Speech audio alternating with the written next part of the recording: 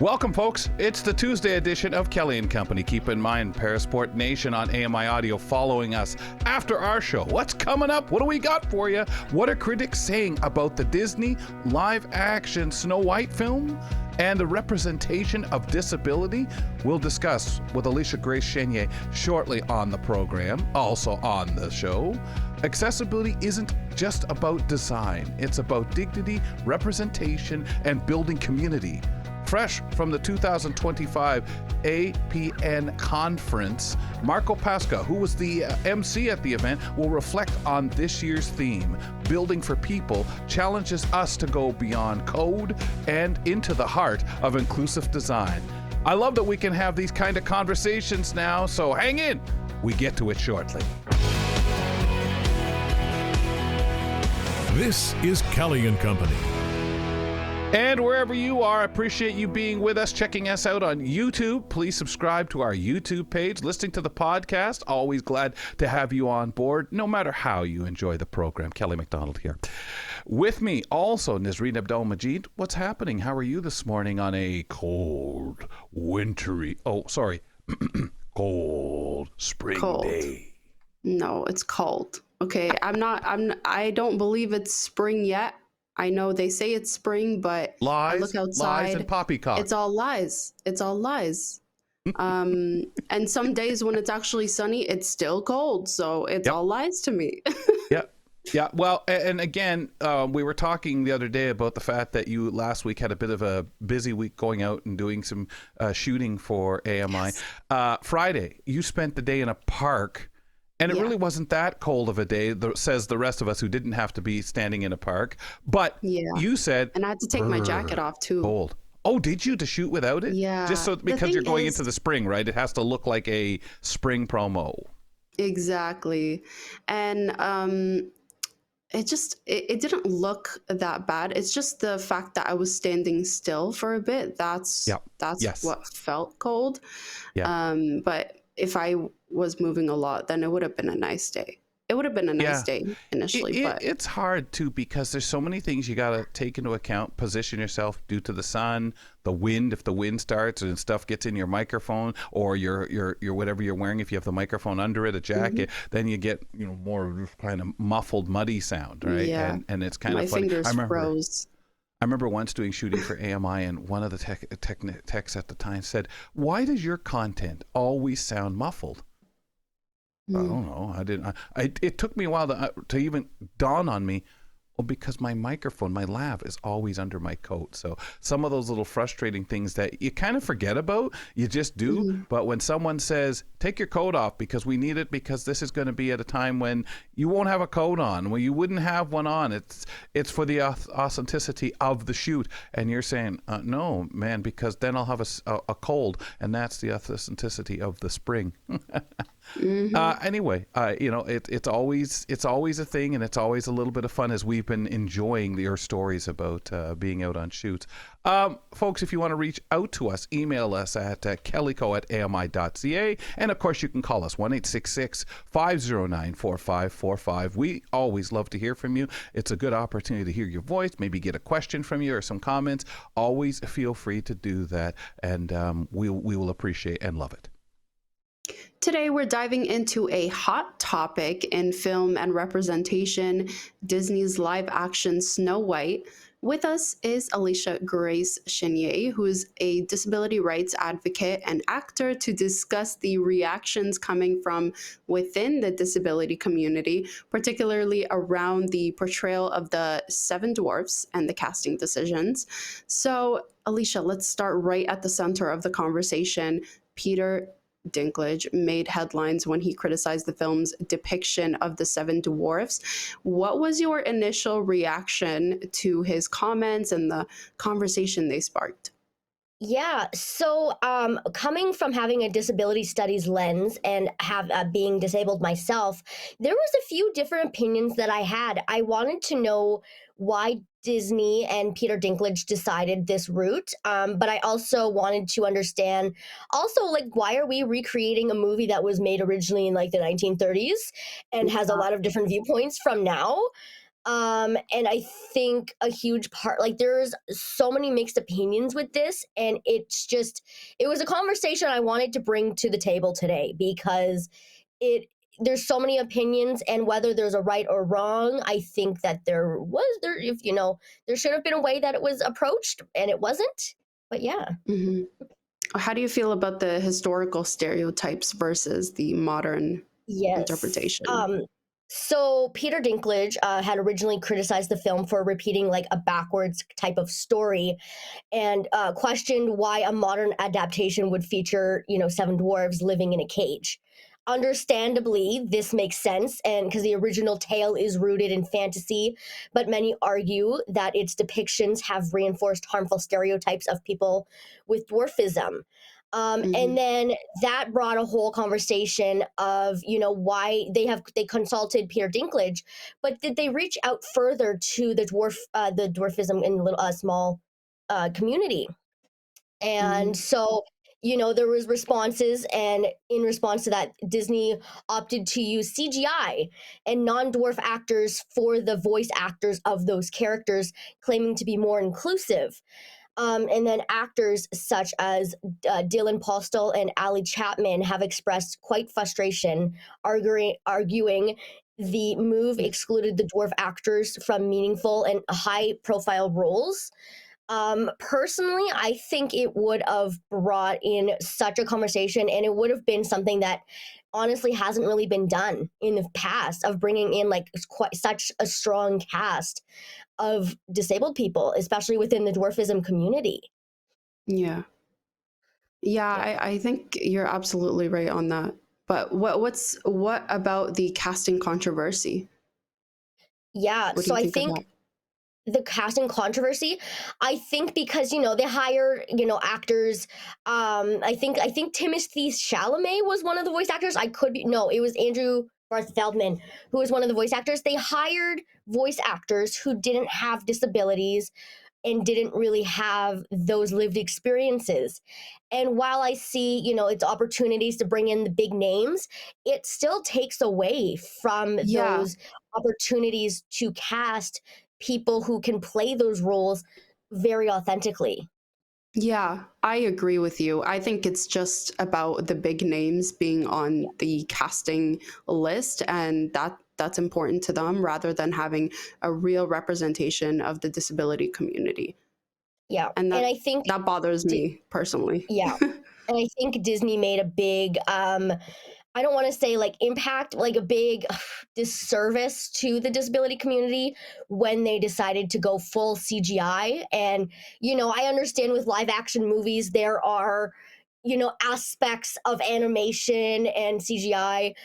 But Hmm. when it comes to seven characters, might I add, I think it really takes away from the overall tone of the movie, and like overall, what does that bring to disability, and what does that narrative that Disney has put, like making CGI'd characters instead of hiring authentic actors, what does that show to the overall population who are watching this movie? Yeah. I think I think the old movie, what was it made in 19. 1931, I think. Wow. Okay. Yeah. And the fact that there's other Snow White remakes, okay, whatever. But Mhm. the fact that they made one in 2025, I expected it to be so much better, but there was just so much hate on it. There's so Yeah. much hate on it. And there were different reasons for it, but what was your expectation for the new film? I personally, like, I already knew, like, going into it, I probably wouldn't go and see it. Just personally, Yeah. like, it's not something I love supporting films and movies, but when they do it right, when they do Mhm. disability authenticity right, and they bring in that representation, and it is, you see it in the film. And again, like, there's a whole bunch of other controversies that we could talk about with Snow White. Yeah. But this movie, because of the revenue that they actually did, and how like bad that the like box office opening day and like week was, they have actually paused a few of their live action movies coming up. Hmm. Yeah. No, absolutely. Yeah, we can get into it deeper, but we don't have time for that. But let's stick to Mhm. representation in Hollywood. How do you feel Yes. about the overall representation in Hollywood? Yeah, so overall representation, I think there's an open up, it opens up a larger debate and conversation about disability representation within media, not just avoiding stereotypes, but also ensuring that authentic casting and storytelling is being present and being at the forefront rather than like an afterthought. And I think the tension between progressive intention and practical impact, who actually benefits from these decisions, who makes these decisions, and who gets to be in the room kind of where it happens, if you will. Mhm. I think if there's going to be any kind of characters that have any kind of disability or chronic illness at that matter, they have to have people in those lived experiences to consult. Yeah, and I feel like Disney does a poor job of doing so. Yeah. I agree with you. I feel like they focus on the big names, and that's pretty much it. I feel like from early on, all those years, Disney has been a big name out there in Hollywood, and I still feel like they did not do enough for the disability representation. Yeah. And isn't that lame? I feel like It that's lame. is. I don't know about you, but I grew up on Disney movies I grew up on as Disney. Yeah. right, and Yeah.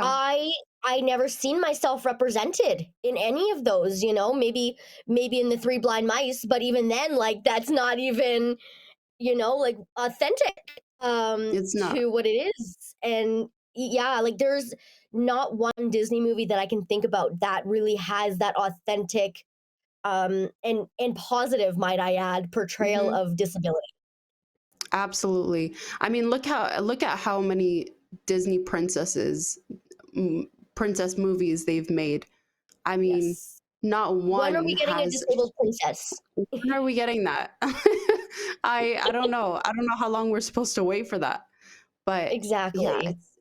it's been I grew up on Disney, and to feel like I have not been seen um in that way, Capacity. it Yeah. sucks. Yeah. So, Yeah. so It here's does. my Disney question for the two of you as I listen to the conversation. Yeah. How much of that growing up makes you feel like now when you look back, how many things that we're talking about are inappropriate that we just accept as normal? The other thing is when you talk about we know the original had these different voices used for it. Um, didn't matter. Just like what we see so many shows, movies over the years ago with indigenous people and people Yeah. wearing makeup to be those people, people not even from the community. What I get so scared about when you see something like this going on is the directing. Are you directing people to do, quote, little people voices, dwarf like Yeah. voices and stuff like that? So if you're using people from the community, you don't risk being offensive. You don't risk not only not using who you should be, even for an Mhm. animated program, but now you're telling people, directing people potentially how to mimic these people. And we've had this conversation with the depiction of people with albinism and how a lot of times, just fluky enough, they're often viewed as a bad character, a bad person. And just Mhm. that's just the roles they've and we in our world for years have lived off of the stereotypes that we all have, we depict, we giggle a bit about, and we'd like to say, oh, I know better than that. I know not everyone is going to have a small high voice because they're a little person. There are plenty of people with voices that you would never know hearing that voice say, oh, well, that's a little person, or oh, I can tell that's a blind person on the phone. You can tell. I find that kind of the edge where you just feel we fell backwards. So I'm really curious what kind of direction was given to the able-bodied actors. I'm also going to invite Marco Pasqua, who's been listening to this conversation, in as well to comment, because I think we all can think of things that we've accepted as the way they are, especially you ladies growing up on Disney. I was never a Yeah. huge Disney fan, but certainly had been exposed enough to it. But I ask all of you about do you feel that you're misled or just we didn't know any better? We just accepted stuff. Alicia Grace. Yeah, I think for me personally growing up, I grew up like, growing up in a time where I couldn't even talk about my disability in mainstream school because it was like a hush situation. And Right. because disability was always portrayed as either one, they have to be like the superhero and they're like very inspirational, or they are like seen as the villain and or like a tragedy Yeah. situation. Yeah. Yeah. Yeah. Marco, you were listening to the conversation. Yeah. Any thoughts? Well, I wholly agree in the sense that we do need to make sure that authenticity is at the forefront. As you put out, Kelly, when you're doing it the right way, you don't necessarily have to risk offending anyone, but more than that, more than the offensiveness, it's just make it real for the people that are watching so that you can see yourself on the screen. Both ladies here have mentioned that they didn't feel like they were accurately represented or that they have been in Disney films in the past. And I feel like, being able to take someone's actual experiences and tell a story that is meaningful is what Disney has been missing for years now. They've been just Mhm. relying on cheap tropes. And I think that that's ultimately where you're going to see their downfall. And it's clearly showing in the numbers. 100%. Excellent. Alicia Grace, excellent. We see you spurned a great conversation. We'll talk to you next month. Thank you so much. Nice seeing you guys. Alicia Grace You Chenier too. joining us on the program as she does once a month and brings an interesting topic from the media, the world out there, and joins us when she can to settle back on the show. Follow us, if you would, folks, on Instagram and Twitter at Kelly and Co AMI. At Kelly and Co AMI, you can do that, see all the things that we contribute out there. Nazreen puts a lot of work into it. So do please follow us on Instagram and Twitter. Marco Pasqua, co-founder of Meaningful Access Consulting, recently emceed the 2025 Accessibility the Accessibility Professional Network Conference in Vancouver. The theme this year, Building for People, sparked conversations that went well beyond checklists and compliance, focusing on the power of lived experience, empathy, and community when designing those accessible environments. Marco, congratulations on another APN event. It sounds absolutely tremendous. So, expand. Tell us a little bit about this year's theme. Yeah, thanks, Kelly. Honestly, this year was incredible. It was my 5th year of the 5 years that we've run the conference as the MC. So I have the honor of being the MC since its inception. And this year felt a little bit different in a really, really positive way. As you alluded to, the theme was called Building for People. And I think that, focusing away from checkboxes and checklists and having people think about it's actually about the people that you're building spaces for in terms of why accessibility matters, it totally shifted the vibe from the get-go. And so I could feel that energy exchange. I could feel that difference. There was over 500 people in attendance. And hey, listen, guys, I had to compete with Michael Bublé because that weekend was the Junos, Yes. and True. Music Canada had actually rented out the West building of the Vancouver Convention Center, and I was emceeing in the East building. And so, So I kind of made a close. joke right off the top, basically saying that they have Michael Bublé, but the APN has me. So hopefully that was a good enough in I terms love of the it. hosting situation. Yeah. Well, maybe Michael swung by to actually take a listen to, your presentation too up there and said, wow, geez, why Sure isn't he he did. helping us out down the way here at the Junos? But it resonated very much with you. And again, you're not a stranger to the event. This year, particularly with some of the things you've mentioned, really sounds like that's what would make you lock right in. Yeah, and what we did, we tried something a little bit different. So not only was I being the MC this year, but I was facilitating a lot of the panel discussions also. So people, if whether they like it or not, Wow. they had to deal with me on stage majority of the time. But the cool part about that was that our opening panel was a panel on lived experience, and I'm telling you both right here on the air and being transparent to everybody in that we didn't have any formulaic scripted conversation whatsoever. We had a general theme about what we wanted to talk about from our own experiences and the panelists that were there. And then we just riffed, and it was incredible. Wow. People just talking about what they were actually going through, having really heartfelt conversations, making sure the audience knew that outside of being accessibility professionals, if they were a professional, that they were seen, that they were heard in their community. And that's the thing that we're trying to go out there and drive into businesses, that it's not about building for profit. The quote that I said was, it's not about a return on investment or an ROI as we traditionally think of it. It's actually a return on community. And by us being here and doing this, that's exactly what we're doing. So talk about a juxtaposition for your earlier segment with regards to representation not being authentic. This was completely the opposite of that. And it was exactly that. It was authentic representation in its fullest sense in regards to all of this. I love that. Yeah, I love you didn't have scripted stuff. So with that being said, and questions from the floor all being rolled in, did you feel that you had enough time for those off-the-cuff conversations and the involvement even from the floor? Maybe, you have your guests there to speak, and I don't know if you want to speak to some of those that were there, and that kinds of things, but was there enough time? Yeah. So, I mean, my job as an MC is to make sure that I'm keeping things on time. So, we do have a countdown timer for every segment. So I'm the one being cognizant of that. I even had one panelist say to me that she felt like it was ominous when they would see me come up on stage quietly as people were wrapping up their segments when I wasn't on stage, because they said, oh, that's the sign that Mark was maybe telling us to wrap it up. And I said, no, I was coming on smiling. I was not trying to make it ominous. I was trying to make you know that we have a bit of time left and we got to wrap up the conversation, but I want you to keep going. So wow. that was really they treated you like you were the crocodile that swallowed the clock in Peter Pan. Wow, that's crazy. That's right. Talk about Disney, right? But with regards to some of the guests, yeah, go ahead. I was gonna say, I gotta tell you, it is stressful when you're trying to count down during a segment on a stage when everybody's just watching you. So I understand their point of view in that, but that wasn't your intention. Totally get it.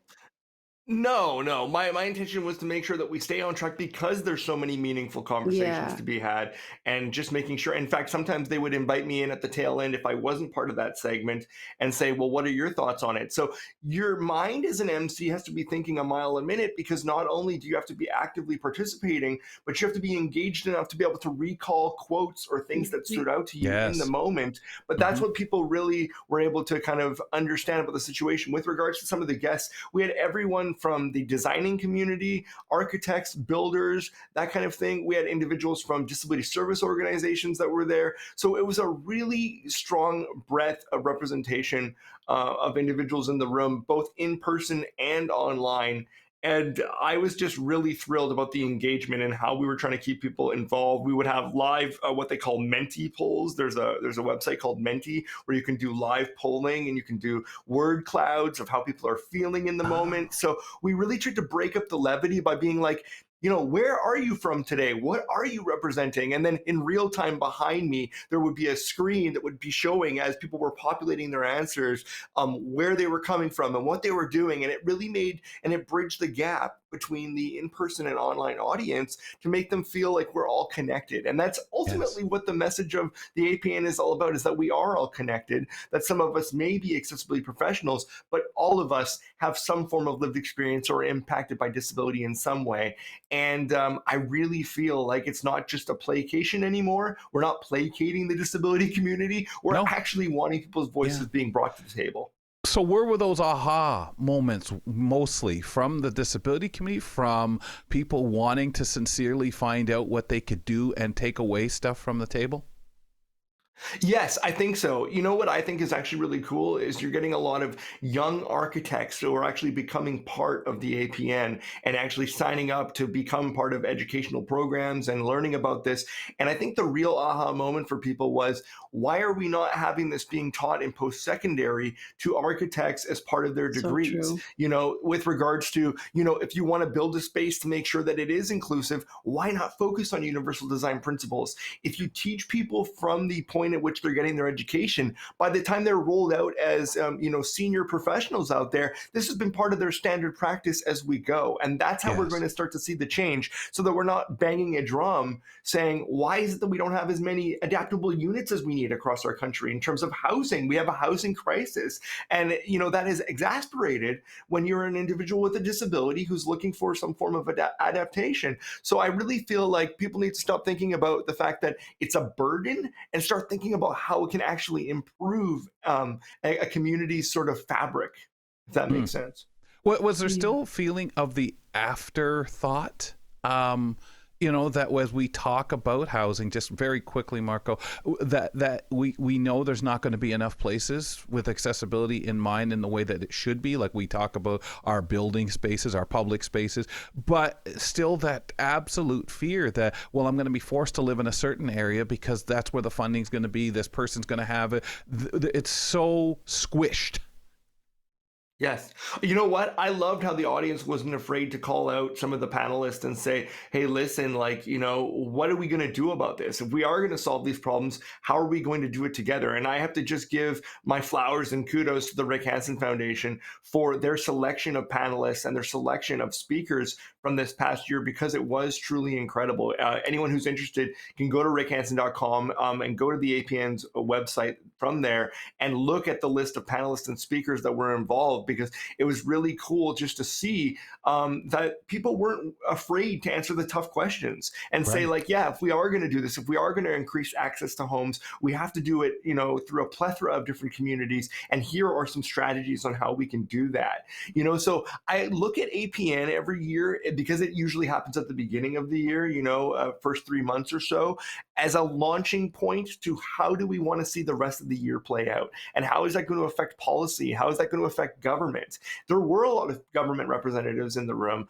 The Chief Accessibility Officer, Stephanie Cadu, who I'm sure you've had on the program before, she was there. She was representing. She was speaking to the evolution that she's seen in the accessibility industry since she started in her role.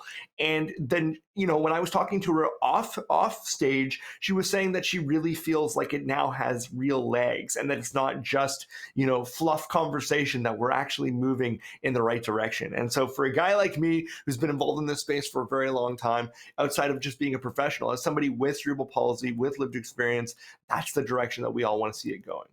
Marco, in closing, what was the call out? You did your opening remarks, but throughout the event, different call outs. Well, I like to always say, when we design for people first, we don't just change policies, we change lives. And so we're creating spaces where we all feel like we belong. And in doing so, that we're actually building something that outlasts checklists. We build community. So really, that's what I was getting to when I was saying in the intro, is that, it's a return on community, not just a return on investment. I understand that designers, that builders, they want to have a return on investment as far as their buildings and designs are concerned. But at the end of the day, if you make sure that you're meeting people where they're at, and the people that are going to be in your spaces, not only are you going to have spaces where people stay there longer, but they're going to actually feel like they can contribute more. And ultimately, isn't that the message that we want to leave long lasting within the disability community? So absolutely. Fantastic. I love it. I think it's great. Appreciate it, sir. We'll talk to you in a couple of weeks, and congratulations on a fantastic sounding event. Oh, thank you to you both, and thanks for being part of that movement, right? We heard everything what we heard with regards to Snow White and disability representation. We are the disability representation on this network and around the globe. So there we go. I love that. Marco Pasqua, who recently emceed the 2025 APN event out in Vancouver, was talking about the event and so much more. Check out our podcast from our podcast platform, your podcast platform of choice, please. I give Nazreen a big wave goodbye. We'll talk tomorrow. And on the next program, please, what is clean beauty and how can we be more conscious of what we put on our skin? Wellness expert Francis Wong has tips, apps, and considerations for this topic. We'll get into that on the next edition of Kelly & Company. Fedora's off to you. Thanks for tuning in to Kelly & Company. Follow us on all social media, and don't forget to like and subscribe to the channel for more.